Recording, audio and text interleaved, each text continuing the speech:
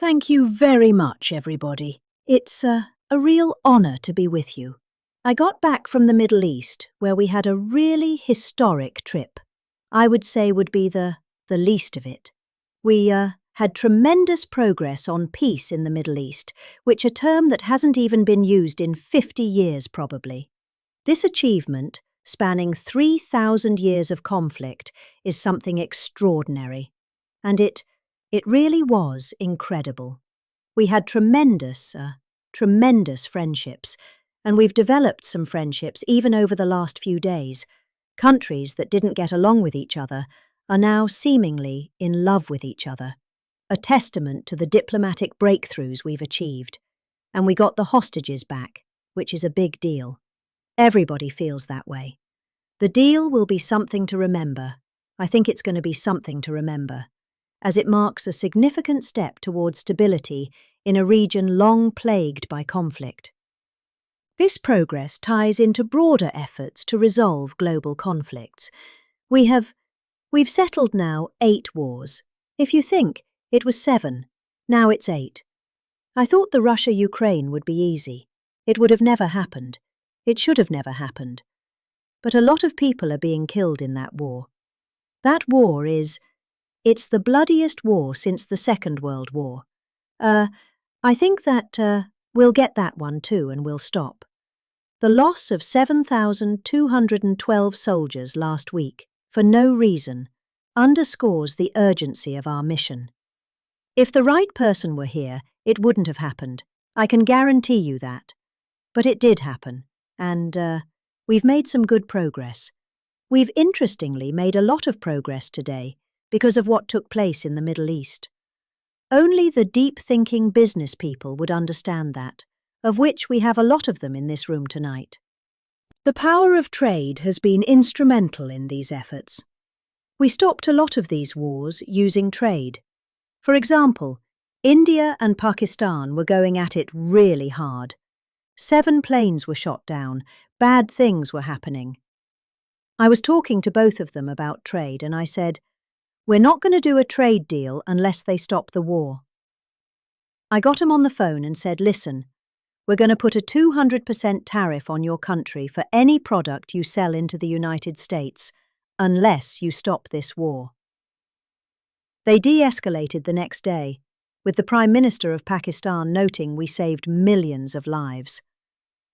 I think of the 8, I would say 5 were because of trade. You know, the power of trade, but the power of tariffs. Tariffs have made us a very kind nation, because a lot of people aren't dying. I love stopping wars. I stopped 8 wars in 8 months. Did I get a Nobel Prize? No.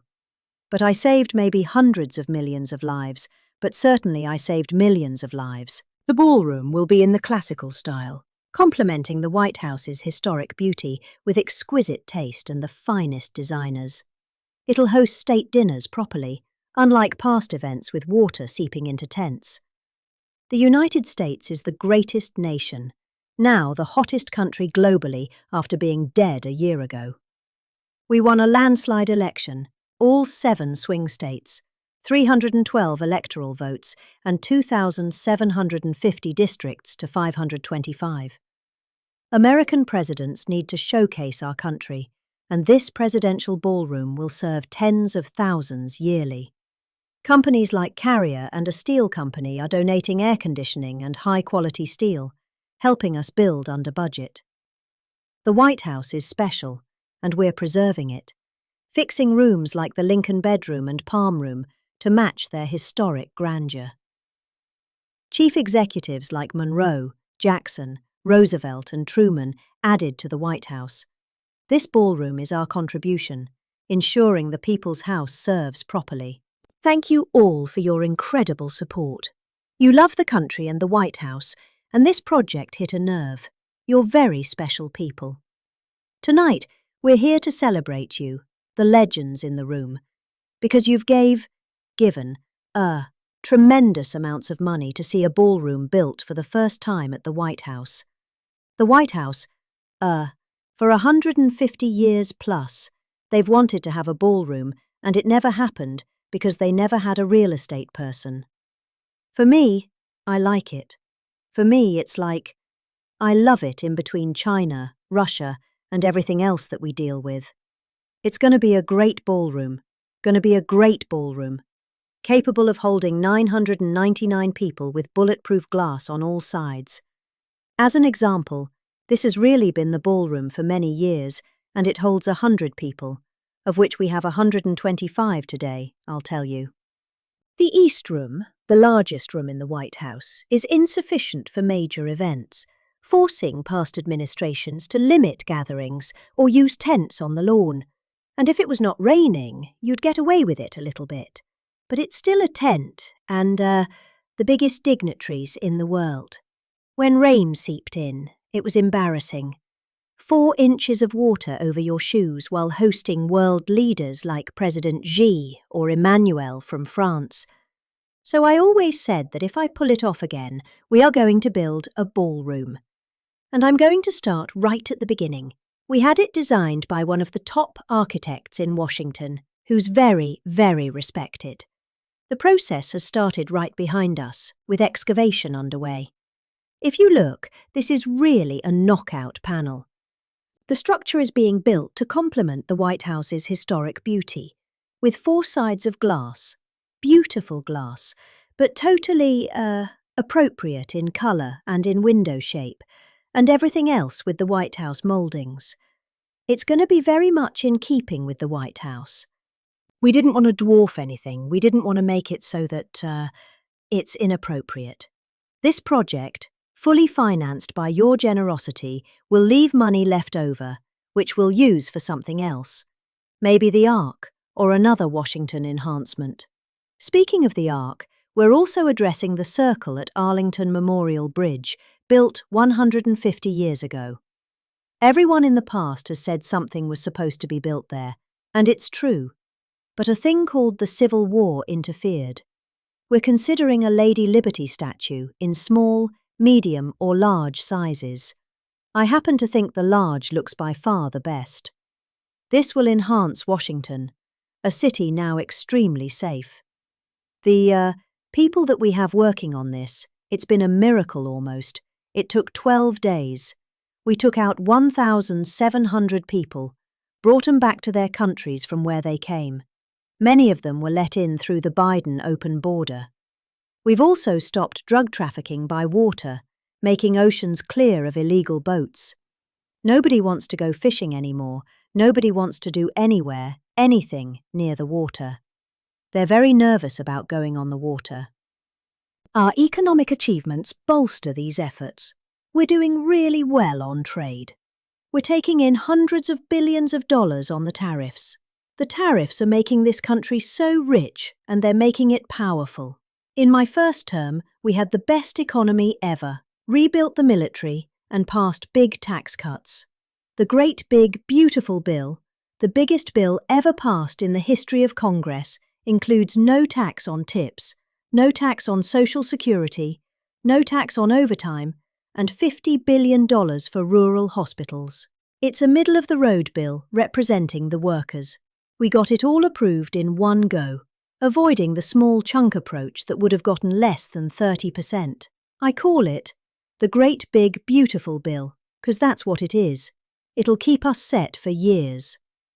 The United States is now the hottest country anywhere in the world by far. A year ago, we were a dead country, as many of you know. Open borders, men in women's sports, transgender for everybody. Every single thing they did was wrong. We had an election that was a landslide. We won the popular vote by a lot.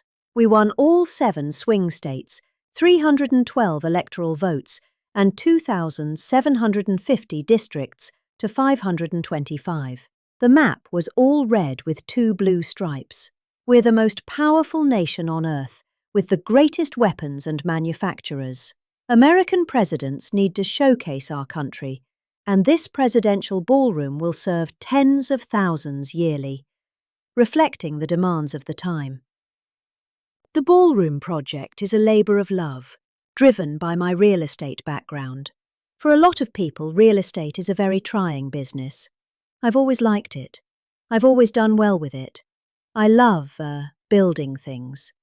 Companies like Carrier and a great steel company are donating air conditioning and high-quality steel worth $37 million, ensuring we come in under budget.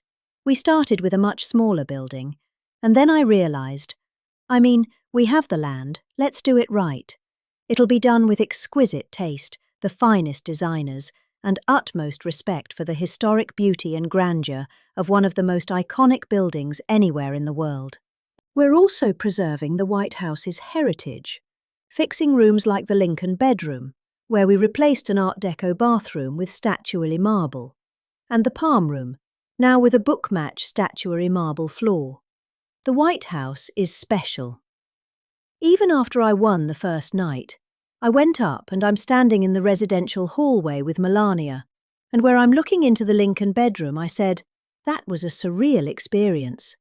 Chief executives like James Monroe, who added the South Portico, Andrew Jackson, who added the North Portico, Theodore Roosevelt, who added the West Wing, and Harry Truman, who added the Truman Balcony, have contributed to the White House. This ballroom is our contribution, ensuring the People's House serves properly. It's going to be one of the best, anywhere in the world.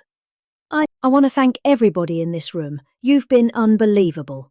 Some of you have been just incredible, contributing substantial sums. $25 million from some, like Ike Perlmutter, who's been great. You love the country, you love the White House, and this project hit a nerve. This country has spirit again, developed on November 5th.